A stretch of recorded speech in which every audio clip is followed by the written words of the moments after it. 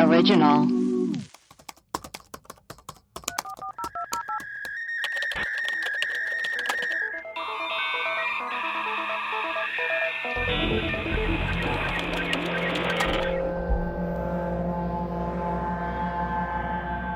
Hello and welcome to Web Crawlers, the podcast where we do a deep dive into some of our favorite unsolved mysteries. Each week, we will introduce our topic, lay out our research and findings, reveal some conspiracy theories, and conclude with our own hypothesis. Who knows, we might even solve the case. I'm Allie Siegel. I am Melissa Stettin. And I'm producer Maria. Web Crawlers has a Patreon to get access to rewards, bonus episodes, shout outs, merch discounts, etc.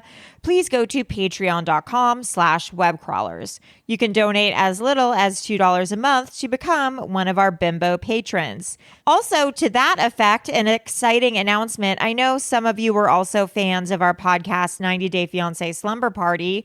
That will be coming back in November. Yay! So that's something to look forward to if you were a fan of that podcast. Please rate and review us on Apple Podcasts. If you give us a 5-star review, screenshot and DM it to us and we will shout you out. Let's see if we have any more reviews. Ooh, we have one from Penelope Pad. Says ratings from Dog Heaven, 5 barks all around from Hank. Amazing. That's perfect.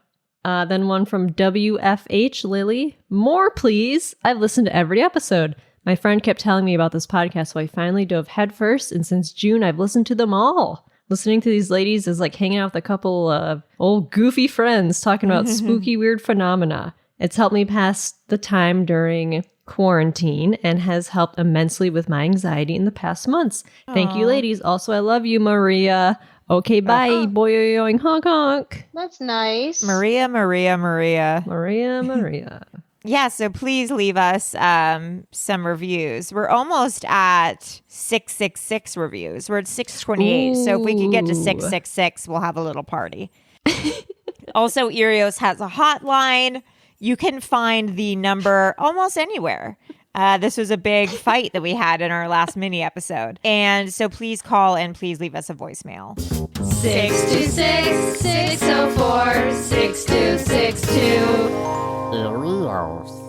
Also join our Discord, and the link is in Instagram, Twitter, and show notes for the Discord. And the Discord's super fun. How many members do we have in that Discord? Let's see here. I think we have about 300-ish. That's crazy. Yeah, it's great. Yeah. It's very active. Yeah, super active. Asher, is there any way you can not play with the squeak toy right now? Someone made an emoji of the pig that says Babe. la la la. La la la. So that's awesome. Thank you for doing that. There it Melissa, is. who are our patrons for the day? We have Corey V, Lindsay B, Alex T, Morgan T, Garrett H, Nicolette V, Jenna M, and Dana S. Welcome. Amazing. Thank you guys for joining the team. So we have an exciting main story today. It's kind of like a hodgepodge of different crimes and mysteries that we're going to get into. And I found a few more this morning and added them to the doc because I'm Allie Adlates to the doc Siegel. Melissa, what's our story for today? Well, today we're going to talk about a little town in between Vancouver and Seattle called Bellingham, Washington. Dun, dun, dun. A lot of strange things have gone down in Bellingham. There's Kenneth Bianchi, aka the Hillside Strangler, was caught there. Yikes. One of the DC snipers went to Bellingham High School.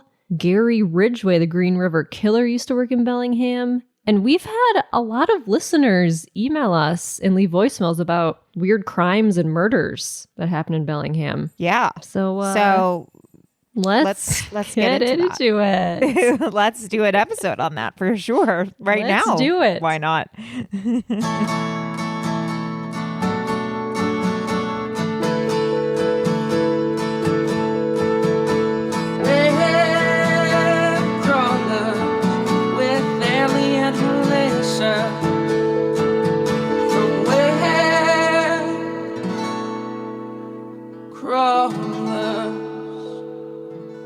Okay, so let's first talk about the DC sniper attacks. Yes. And for those of you who don't know or don't remember, this happened in October of 2002. And what appeared to be a random killing spree started in the Washington metropolitan area, but turned out to be part of a plan that claimed the lives of 10 innocent people. The shootings were carried out by a man named John Allen Muhammad and his 17-year-old accomplice, Lee Boyd Malvo. So the first killing was on October 2nd, 2002, and a shot was fired through the window of a Michael's craft store. Oh, God. Not Michael's.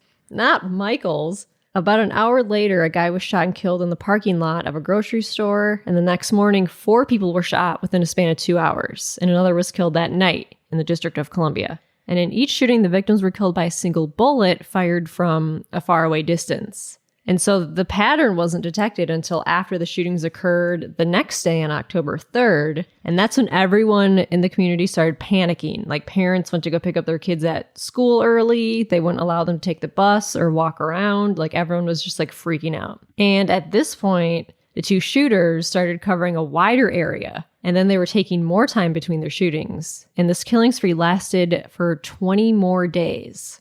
Ending on October 23rd. Do you remember this at all? Yes, I do. No. People were like afraid to leave their houses because there was just like a sniper on the loose. Yeah, it was 2002. Yeah, I was in high school. So What? scary. I don't Yes. remember this at all. You don't Oh, remember that, Maria? it. I remember it It being was so crazy. scary. It was Yeah. like the But it was biggest. in DC? Yeah. They were just, it was called like the highway shootings or the freeway shoot. Like, people are just like being sniped like on the freeway. It was crazy. Where were they? Just hiding. Bellingham, Washington. No. This was in Washington, D.C. Right. Like I said. Our nation's capital. Our nation's capital. That's not a that it's a capital, right? Well, it's our nation's capital. So then the police searched a yard in Tacoma, Washington state for bullets, shell casings, or other evidence that might provide a link to the shooters. And a tree stump believed to have been used for target practice was seized. Jeez. A tree stump. Imagine going to a crime scene and you're like, I need this, I need this, I need that tree stump. Yeah. And then Just so everyone's aware, Allie's yawning and looking at her phone right now. Oh, that's cute. Is that That's a cute what's dog. His name? Oh my God. It's just, it's up for adoption right now. Oh God. Okay. Sorry. So then on October 24th, Muhammad and Malvo were found sleeping in their car at a rest stop and were arrested on federal weapons charges. They found guns in their car. They're like, oh, these are our guys. On November 17th, 2003, John Allen Muhammad was convicted in Virginia on all 4 counts of the indictment against him. He was sentenced to death. And on November 10th, 2009, he was executed by lethal injection. I am against death penalty no matter what the crime is, I think. Yes. More or less, no matter what the crime Because is. people can always be wrongfully accused. There's always Yeah, a I chance. also don't think we really have the right. I don't know how we can say, you killed someone, that's wrong, now we're going to kill you. Like, I just Exactly. I feel like it's hypocritical, but anyway. I agree. So in Muhammad's trial, Malvo, the 17-year-old accomplice, he took the stand and he confessed to a more detailed version of their plan. This plan consisted of 3 phases in the DC and Baltimore metro areas. Phase 1 consisted of planning, mapping, and practicing the locations around DC. Their goal was to kill 6 white people a day for 30 days. Whoa. And so Malvo went on to describe how phase 1 did not go as planned due to heavy traffic and the lack of a clear shot. And then phase 2 was meant to be moved up to Baltimore and was intended to begin by killing a pregnant woman by shooting her in the stomach. That is so fucking horrible. That's so dark. Oh my God. The next step was to kill a Baltimore police officer, and at the officer's funeral, they wanted to plant explosive devices with the intent to kill a large number of officers.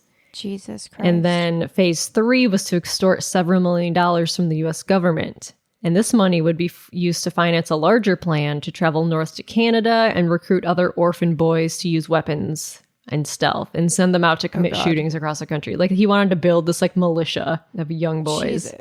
Oh my God. So Malvo, the younger one, he was sent to jail in Fairfax County. He was charged with 2 capital crimes and unlawful use of a firearm. And he pleaded not guilty by reason of insanity oh, come on the grounds that he was under Muhammad's complete control. And in 2006, he confessed that the pair also killed victims in California, Arizona, and Texas for a total of 17 victims. And currently, he is incarcerated at the Red Onion State Prison in Virginia. The Red That sounds like a Onion State restaurant. Prison? Like, are you serious? Red Onion. I think the Red Onion Prison. Like, you could go there for like a steak and a dougarita. A Deuterita. What's a deuterita? A dougarita. That's like Applebee's just released it. I think it was Applebee's. It's a margarita made with Mountain Dew. Mountain Dew margarita. Oh my god! I just saw a picture of that. Yeah. So why we're talking about this is the guy, the 17-year-old, he went to Bellingham High School in 2002. Did your friend know him, Maria? Yeah, so a boy I went Ooh, a to boy. college with. You know Goodwin. boys. I know boys. A boy I went to college with, Matt Goodwin, who I just like, it was known around school that Matt was from Bellingham, and that was, that was a big deal. But anyway, when we started talking about Bellingham, I messaged him. I was like, Matt, you were a Bellingham kid. Is it true all these weird things happened there? And he was like, yeah. And so he actually knew someone who was friends with the DC sniper. Wow. And and he went to Bellingham High. And so we're gonna talk to him maybe. That's crazy. That is crazy. Even crazier if we'll get to talk to him. So he also said, Lee Malvo said that Mohammed said that the $10 million they wanted to extort from the government would be used to establish a utopian society for 140 homeless black children on a Canadian compound. I feel like you could probably house more than 140 with $10 million. Yeah, for $10 million. He also claimed that he was sexually abused by John Allen Muhammad. So, like... Not surprising, but... He also was a killer, but he was also a victim because he was so young, and like clearly this guy just like talked him into being his accomplice. And like, how old was he again? 17? He was 17. You know what this reminds me of? Oh God, what? Uh-oh. You guys remember a little movie? The Brave Little Toyster? Toyster? The Brave Little Toyster. The Brave Toyster. No, remember the movie Murder by Numbers with Ryan Gosling, Sandra Bullock, and Michael Pitt? Yeah. Yeah. And remember how it was this whole thing of like, who's the leader of the operation here? Who's the accomplice? Who's like, and right. It was a big twist at the end. I've never seen it. You got to see Murder by Numbers. It's everything the early 2000s claims to be. Also, I look identical to Michael Pitt. No, you don't. No, you don't. I do. You have the same color hair, but you have different faces. We have the exact same mouth and like eyes. Like we're okay, very maybe similar. You do. I'm thinking about it now, and maybe you do. If you're listening, call Michael in Pitt. and tell us whether or not I look like Michael Pitt. So anyway, yeah, this kid went to that school, and like, who knows? I mean, I'm sure he was a little bit brainwashed by this guy, but like, who knows? But we still we've all been brainwashed in some sort of relationship, but I don't go off on killing. He's a bad person. He's a bad boy. But on March 10th, 2020, he got married in jail. Oh, God. So that's an update on him. I swear to God, the easiest way to get married is if you're incarcerated. I've been watching Love After Lockup and Life After Lockup. They're like my two favorite reality shows, and these people all just find romances so easily, It's and wild. they just find so much money. Like these women in jail and these men in jail find people on the outside who just send them like $10,000 a month. And the people who are sending them money aren't even rich. They just like take out second mortgages and like it's just crazy. What are you gonna do with $10,000 in jail? Are you gonna buy a some lot snacks? of like top ramen. Yeah, it's just crazy. Anyways, then there's also the Hillside Strangler. Between October 1977 and February 1978, 10 women between the ages of 12 and 28 were raped, tortured, and killed in the hills of Los Angeles. The media dubbed the killer the Hillside Strangler. Cousins Angelo Buono Jr. and Kenneth Bianchi committed the murders. Bianchi? I think it's Bianchi or Bianchi? Bianchi. In 1976, Bianchi moved from Rochester, New York to Los Angeles to live with his cousin Buono. They started kidnapping and killing. Their obsession stemmed from the speculation that no one would truly miss young women if they suddenly disappear. That's nice. During their 4-month spree, the pair kidnapped women, brought them back to Buono's home, then sexually assaulted and tortured them. After killing them, always by strangulation, Buono and Bianchi would wash the bodies of evidence and dispose them at various locations around Los Angeles, usually on hillsides. The crimes in LA stopped when Bianchi moved to Bellingham, Washington. Dun, dun, dun. Crazy. While up north, Bianchi was unable to suppress his murderous urges, which we've talked about. Like, they go on sprees and then they stop for long periods of time. Yeah. Like a drug or alcoholic or drug addict going through a withdrawal, and then the urge comes back. Yeah. And he killed 2 college students. The similarities in the Bellingham cases and those of the Hillside Strangler, coupled with witness statements connecting Bianchi to the 2 dead women, led to his subsequent capture and arrest in Bellingham. During his interview, Bianchi claimed to have dissociative identity disorder. This was proved false by psychologists. Bianchi ultimately pled guilty to his crimes and relieved the name of his partner, Buono, in order to escape capital punishment. Both men were sentenced to life imprisonment for their crimes. Buono died of a heart attack in prison in 2002, while Bianchi continues to serve his sentence in Washington state. That's crazy. I didn't know the Hillside Strangler is still alive in prison. It's wild. I wonder if he has a pen pal girlfriend. I'm sure he's married. Yeah, probably.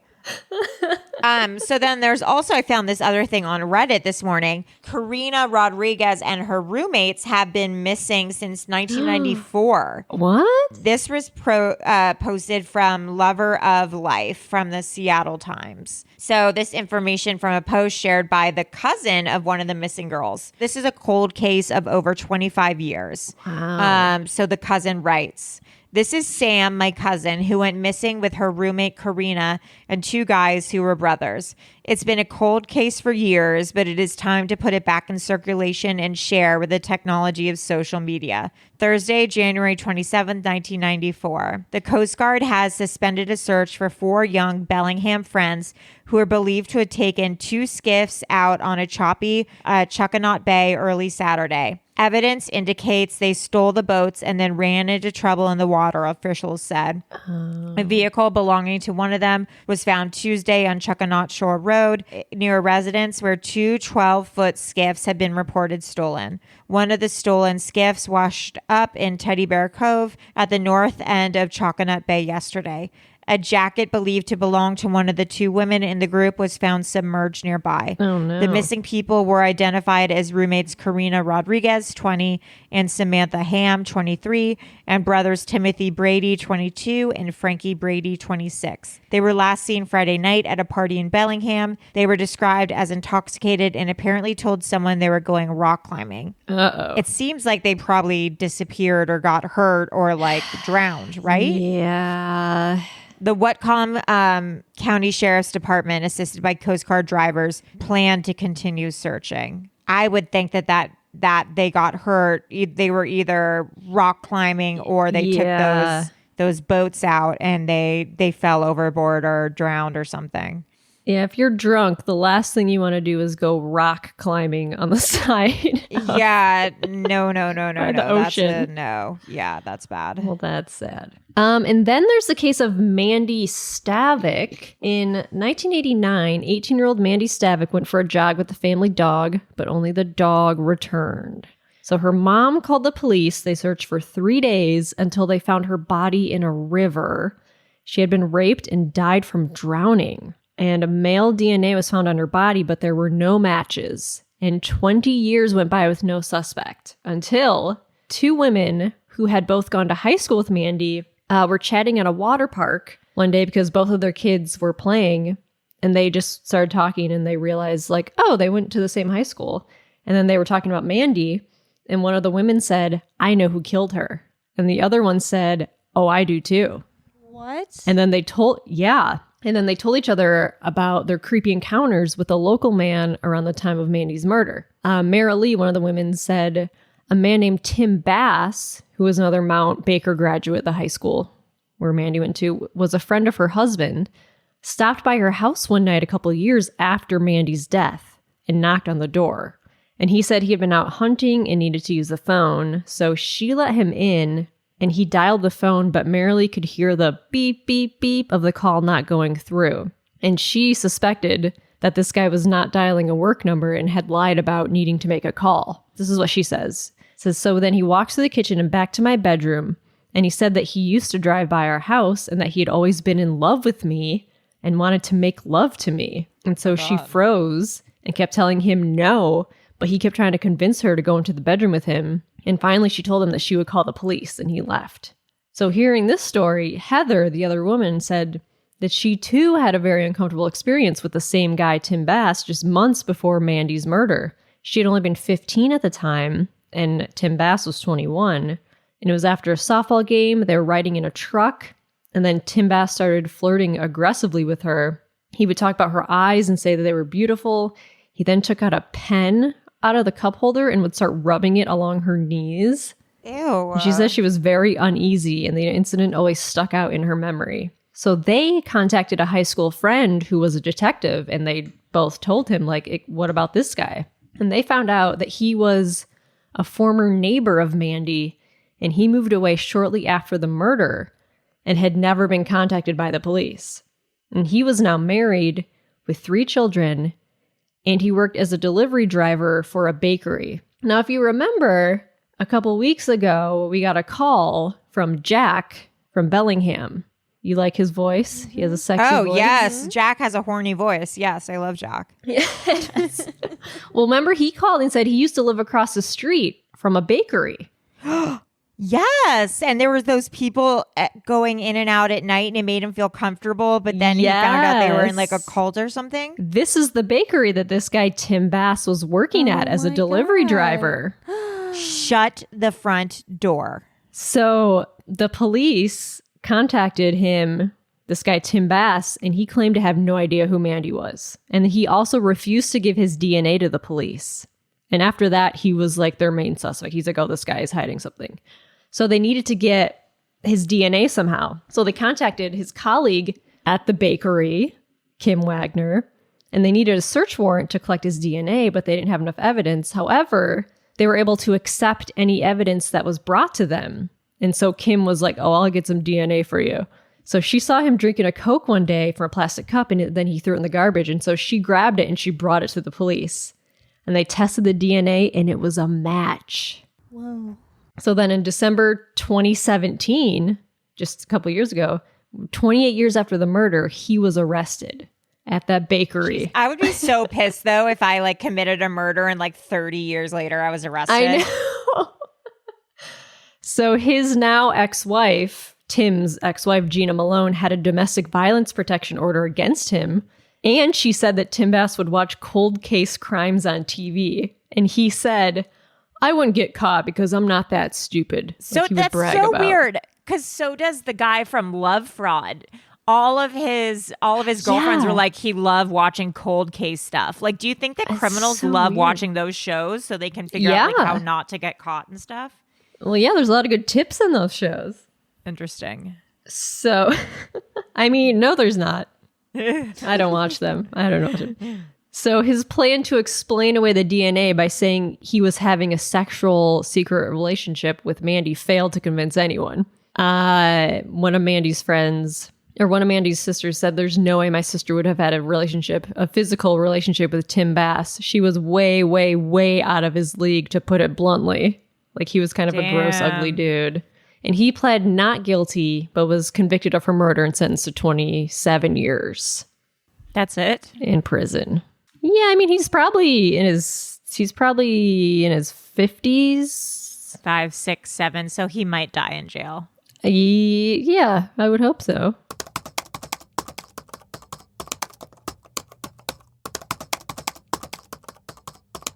What is this disappearance of Leah Roberts? I just was Googling this morning. There's a lot of missing people. Yeah, this is this other girl who's missing. She's been missing for 20 years, 6 months, and 7 days. Disappearance after a cross-country trip. March 18, people reported seeing a wrecked vehicle, a Jeep Cherokee with North Carolina plates, and it was her car, this girl, Leah Roberts. And 9 days earlier, she had taken her car from North Carolina, Durham, North Carolina, and she had driven. Her last stop was at a gas station in Everett, Washington. And then her car was seen wrecked in Bellingham, Seattle, or Bellingham, Washington. And then they don't know what happened to her. She wasn't found in the car, and they don't know what happened to her, and she hasn't been seen since. Oh, the case was featured on Unsolved Mysteries and disappeared. Wow. And I guess it says in December of 2005, volunteers from a North Carolina missing persons awareness group organized a caravan across the country to raise awareness for Leah's case and others that has since become an annual event.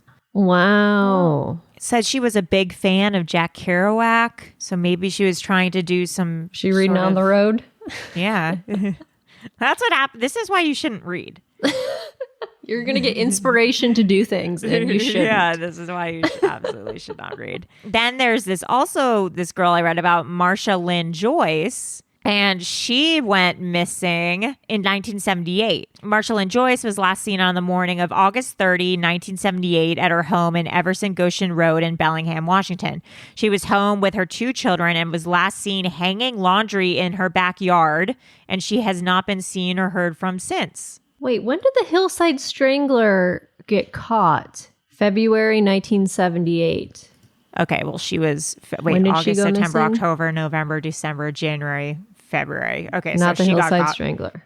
Oh, there's also this place called the Waterfront Bar in Bellingham, and it's where a lot of serial killers have been and hung out, like Ted Bundy, the Hillside Strangler. John Muhammad, one of the DC snipers, would go in around 9 a.m., order Budweiser, and watch The Price is Right. Like he did that before he committed all those murders. Yeah. Why were they all in Bellingham? They just, Maybe that's it's where let me look up the Gary longitude and Ridgway, latitude. the Green River Killer, once worked in Bellingham. Remember a listener called and said he went to a grocery store, or he would go to a grocery store that the Green River Killer used to work as a security guard at. I think it might have been Jack, the same guy. What is it? And remember that listener who called about overcrowded cemeteries in the 70s? They would uproot the bodies and put them in other places. So there's some areas that people think have like leftover body parts in them in Bellingham. God. Also, a couple famous people from Bellingham, Hilary Swank. Okay. And Ben Gibbard of Death Cab for Cutie and Postal Service. Wow. A Death Cab for Cutie. For cutie. Okay, so I looked up the latitude and longitude of Bellingham, and then I looked up the latitude and 666. longitude of hell. And apparently the latitude and longitude of Bellingham is like about 48 degrees north and 122 degrees west. And the latitude and longitude of hell is 42 degrees north and 83 degrees west. So that's pretty close. Yeah. It says hell is an unincorporated community in Livingston County in the U.S. state of Michigan. Melissa, that's close to you. Yeah, Hell, Michigan. Okay, so you're looking up hell, but you're not looking up like hell. There's Hell, Michigan, Melissa? Yes, there's Hell, Michigan. Hell has no defined boundaries or population. I've never been there. How is there a place called Hell? Hell, the Bible is clear. Hell is inside the earth. Ephesians 4:9 says of Jesus, now that he ascended, what is it but that he also descended first into the lower parts of the earth? Okay, so hell is in the earth. Okay, but there's also Hell, Michigan, and they have a saloon and a drive-in movie theater. And the drive-in movie theater is playing A2 at 9 p.m. tonight. Wow. Yeah, it's on the way to Detroit from Kalamazoo. What's A2? I don't know. What movie is that? A2. Oh my God. A2 is the movie. Following the dissolution of the cult in the absence of their leader, Shoku Asahara. That's the plot of A2. Oh, wait. Do you remember when this was on Twitter like a year ago? This person bought Hell, Michigan, and he renamed it Gay Hell. He's like a comedian. No, I don't He remember doesn't that. sound like one. This guy named Elijah Daniel. He previously served a stint as Hell's mayor. Said the move was sparked by U.S. embassies not being allowed to fly pride flags during Pride Month. And he tweeted, ahead of Pride Month, Trump's administration put a ban on embassies flying pride flags. So as of today, I'm now the owner of Hell, Michigan. I bought the whole town. And my first act as owner, I have renamed my town to Gay Hell, Michigan. The only flags allowed to fly are pride. Wow. This is what happens when you watch too much Schitt's Creek. Okay. Is this episode done? Yeah, it's done. It's done. Before we go, we have a quick little interview that Maria did with her friend Matt from Bellingham. Enjoy. All right, guys, it's Maria, and I'm here with my friend Matt Goodwin. We went to college together at LMU, Loyola Marymount University, and Matt is the most famous person of Bellingham, Washington, in my life. In your life, yes. There's lots of super famous people up there. So, But you, growing up, so going to college, you were like, I just always knew you were from Bellingham, Washington. It was like a part of your personality. yes, yes, indeed, as it becomes. But so Matt, when I said, do you know anything weird that's happened in Bellingham, you said something really crazy. You said that your friend, say how you know the DC sniper. Okay, so the DC sniper went to my high school. That's wild. I didn't know him. He was a couple of years younger than me, so I didn't know. But one of my best friend's sisters, hung out with him a bunch, and him and his dad, who my dad says was very creepy, but my dad, you have to take, he spins a tall tale as my father does. He used to hang out at the coffee shop where I used to play open mics and sing all of my angsty teenage love songs. And Matt's a wonderful guitar musician, singer-songwriter. I mean, just like top notch. Seriously. Yeah, it's oh my goodness, I'm blushing. Thank goodness they can't see me. So he would hang out there, and I remember the story about it, because Bellingham's kind of weird like that. We have like a couple serial killers that went through there. We had like DC Sniper, we had Hillside Strangler. My drama teacher has a story where she was like hitchhiking and she got picked up by, I believe it was Ted Bundy. What? Luckily, I guess she didn't meet the criteria because she just got dropped off Right. where she was supposed to go. She says he was a really nice guy. So, It was the one time he was just giving someone a ride. The one time he was like, you know what? I'm just going to help someone out. he's like, you know what? I'm going to try the not murder. And then she left. You're like, you know what? That wasn't for me. I wasn't big on the not murder. Yeah, so the funny story about the DC Sniper, Sniper, which is when it all went down, they came to my high school with a, all the news vans showed up. But at the same time, we were doing like one act plays for drama. And I was a clown in full like grease paint clown makeup. So in the background where this woman is talking about this horrible tragedy and already painting Bellingham in this horrible light, there's just this creepy kid in full clown regalia just like trying to run away from the cameras, because I realized I was on camera a little too late. So I'm like, no one's ever coming to this town ever again, because not only is it just psychopath killers, there's also clowns apparently just wandering at the high schools parking running lot. in circles. Yes, just trying to avoid cameras because I don't want to be ID'd in my clown regalia. And my buddy called me because he was watching the news, and he was like, are you dressed in full clown makeup right now? And I'm like, yeah, why? He's like, oh, you're on the news. You're on the national news. Just so you know, you're in the background scaring the maybe you got more people to come to your one act plays. Maybe you were just getting people to come see you guys. A great success. I don't even remember what it was. I don't want the best shows I was in my life, Maria. I was in them with you. Thank so you. You would know them so much. Matt and I were in a play called Picasso the Panagio, which is where I met Amanda Lund, fellow LMUer, and Matt played Schmendeman. I did. I still have the suit, actually. You Still have do? that yellow tweed suit. Yes. Oh my God. I didn't fit into it for a while, but I think I'm almost back. It's like my wedding Your suit. Schmendeman weight. Like, oh, I'm in such great shape. I could fit in my Schmendeman. No, I don't know what I did with my Germain dress. I was ill-suited for that role, to be honest.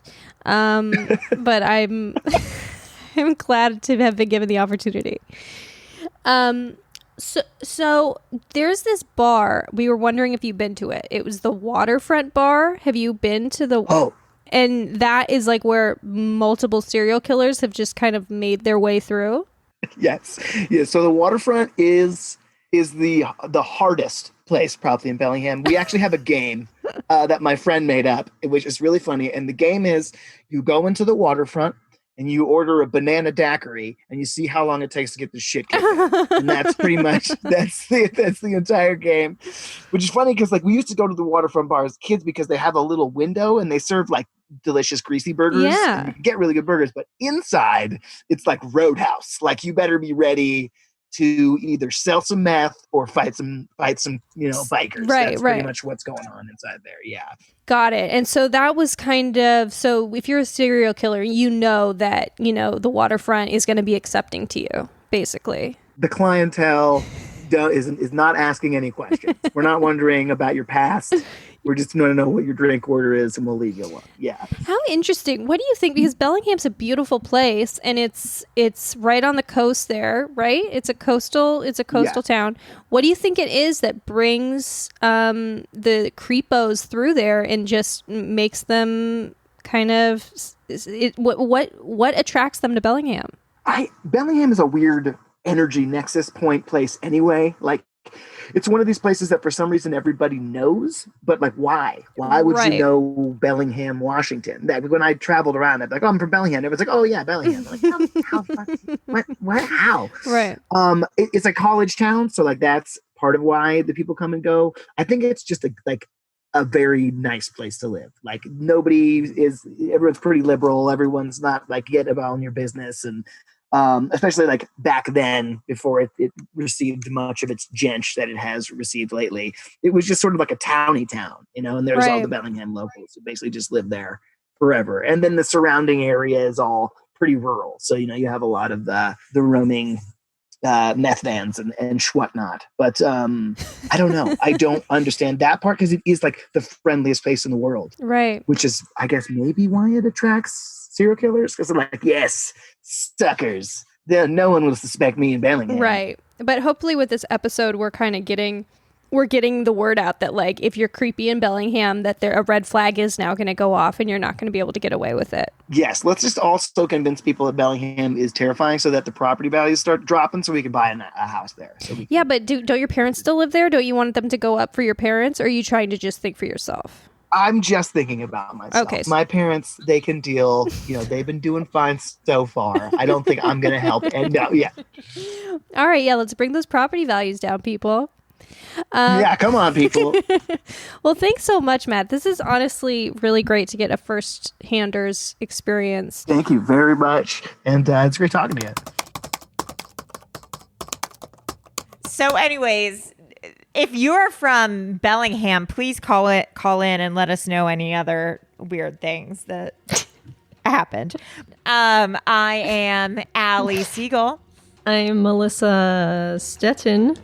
I'm Maria Helmer Blasucci. Bye. Bye.